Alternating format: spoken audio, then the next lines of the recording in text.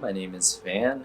I used to play professional Heroes of the Storm for teams like Cloud9, Naventic, Gale Force, Tempo Storm, and now I stream Heroes of the Storm full time.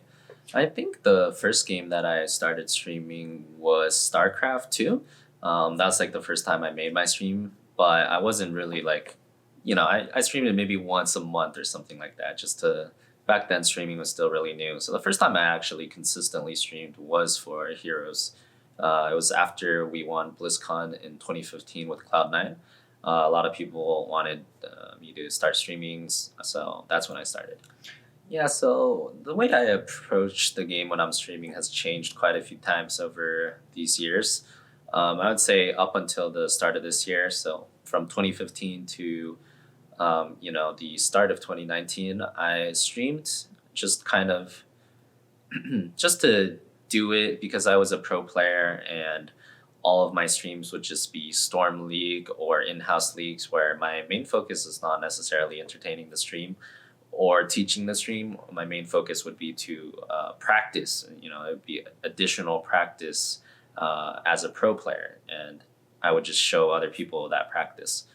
So for those years, my main goal was kind of just to be the best and just to play additional games.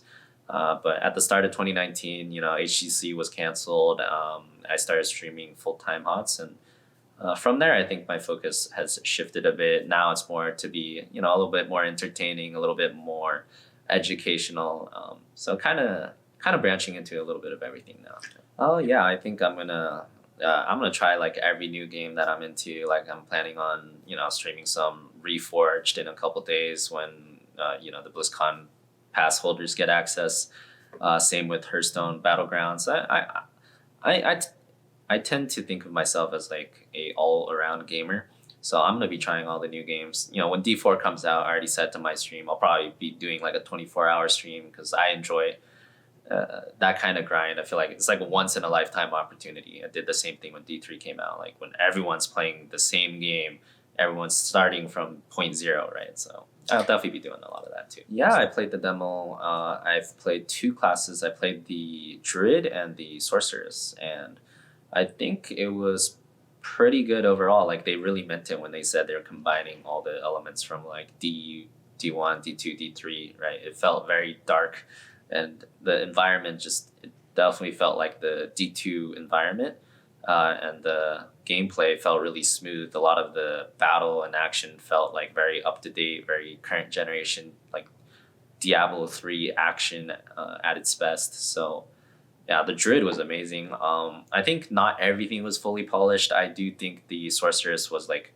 a little bit paling in comparison to the Druid, but I'm sure they're gonna get everything. Like if they can get everything up to that point to the way the Druid feels, then it's gonna be for sure an amazing game.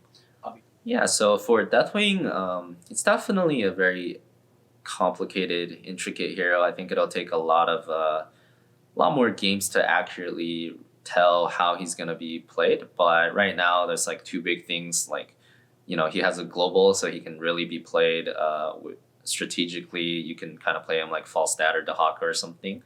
And he's, permanent unstoppable. He has HP of Cho'Gall, so he's really strong. So, yeah, my guess would be he's going to be really strong on shrines where you can kind of just use him like a Cho'Gall or Alexstrasza Dragon where he's just got more power than one hero would if you're forced to fight around a point.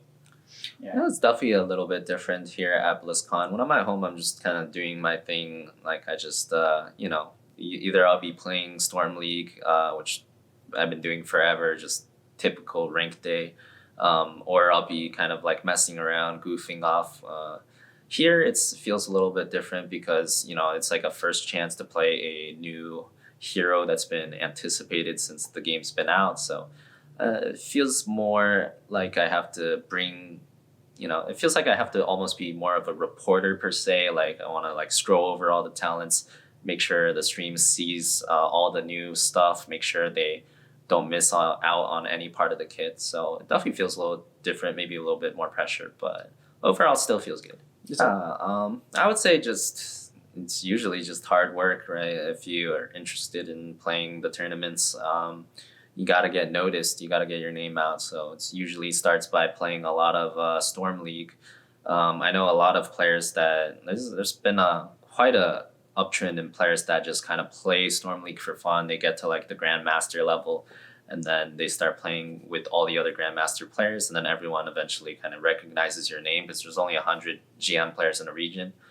And then yeah, a lot of the Storm League Grandmasters have transitioned onto tournament play. So I think that's the most common path right now. Like HOTS is definitely my home. It's the game I've been playing like 12 hours a day every single day for the past 5 years. You know, I've been on the competitive side and the streamer side. So HOTS is definitely gonna be my main game. It's a game I really like. People like watching me play it. But at the same time, I just love games in general too. So I'll definitely be trying all the new games as well. Um, I'd like to think of myself as someone who wants to like just be good at every game. Like I was Grandmaster at StarCraft, top 200 in Dota. When Fortnite came out, I grinded to their Champions League. So I just like seeing all the new games. And I've been doing all this while I'm streaming HOTS. I almost got the Queen in auto chess. So it's just kind of a thing for me, I guess. I'm just a gamer at heart, and yeah, HOTS will always be my main game, but at the same time, I love trying all the new games as well.